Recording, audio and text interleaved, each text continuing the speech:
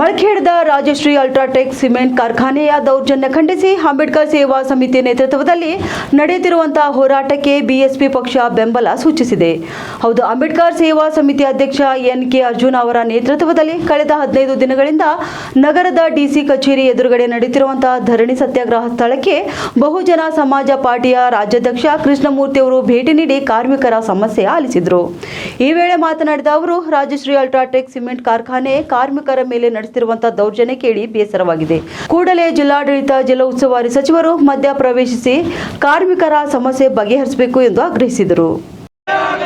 ಬಹುಜನ ಸಮಾಜ ಪಕ್ಷಕ್ಕೆ ರಾಜಶ್ರೀ ಅಲ್ಟ್ರಾಟೆಕ್ ಮ್ಯಾನೇಜ್ಮೆಂಟ್ಗೆ ಹೇಳಿ ಧಿಕ್ಕಾರ,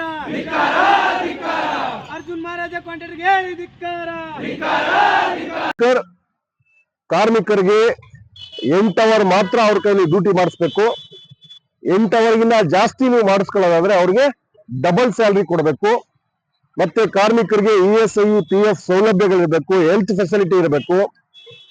ಇದೆಲ್ಲವೂ ಕೂಡ ಸಂವಿಧಾನಾತ್ಮಕವಾಗಿ ಕಾರ್ಮಿಕರಿಗೆ ಬಾಬಾ ಸಾಹೇಬ್ ಅಂಬೇಡ್ಕರ್ ದೊರಕಿಸ್ಕೊಟ್ಟಿದ್ದಾರೆ.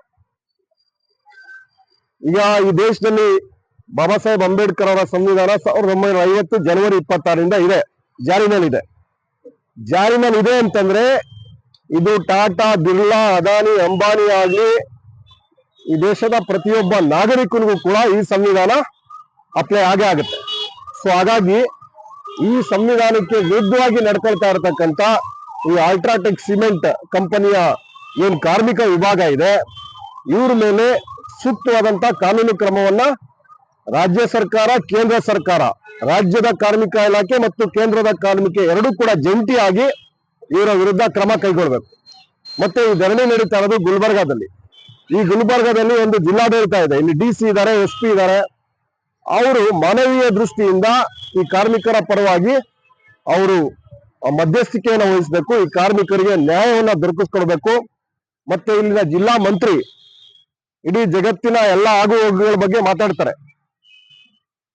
ಅವ್ರದೇ ಜಿಲ್ಲೆನಲ್ಲಿ 100 ಜನ ಕಾರ್ಮಿಕರು ಧರಣಿ ಕೂತಿದ್ದಾರೆ ಅಂತಂದ್ರೆ ನಾವು